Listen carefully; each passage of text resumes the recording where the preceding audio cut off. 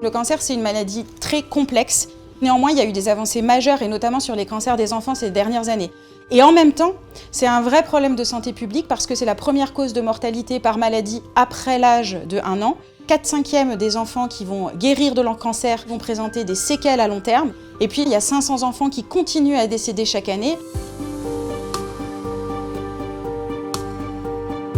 Notre projet de recherche, il consiste en fait à challenger cette question de la résistance au traitement sous l'angle du développement. En fait, les cancers de l'enfant, ils apparaissent dans un organisme qui est en pleine construction. On travaille plus particulièrement sur un cancer qui s'appelle les rhabdomyosarcomes. Ce sont des cancers des tissus mous qui peuvent survenir dans plein d'endroits du corps. On essaye de comprendre qui était la première cellule à l'origine de tout ça et aussi ce qu'elle a mis en place à l'intérieur d'elle pour se multiplier autant et être aussi agressive pour notre corps.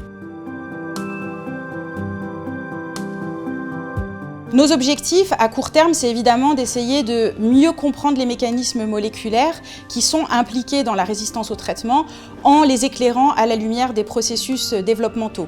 Mais l'idée évidemment, c'est de ne pas s'arrêter là et d'essayer ensuite de cibler ces mécanismes avec des nouveaux composés qu'on va développer dans le cadre de collaboration avec d'autres équipes. Et évidemment, in fine, l'objectif, c'est de tester ces nouvelles molécules chez les patients pour voir si effectivement on peut améliorer leur prise en charge.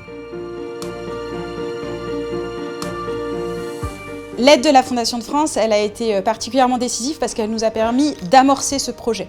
Elle a permis à une jeune chercheuse, Clara, de bénéficier d'un financement sur 2 ans, ce qui est absolument énorme pour lui permettre de prendre le temps d'aborder ce projet dans sa complexité et de réaliser toutes les analyses bioinformatiques qu'elle avait besoin de mettre en place pour comprendre ces tumeurs. J'aurais envie de dire aux donateurs merci d'abord, merci de soutenir nos travaux et de la confiance que vous faites à la Fondation de France, et puis de leur dire que leur soutien, il est absolument essentiel si on veut avancer efficacement dans la lutte contre ces maladies. C'est des maladies qui sont extrêmement complexes, qui nécessitent des gros moyens financiers, mais on a aujourd'hui les moyens technologiques d'arriver à améliorer le quotidien de ces patients et de ces jeunes patients, et je pense que ce soutien est juste absolument décisif.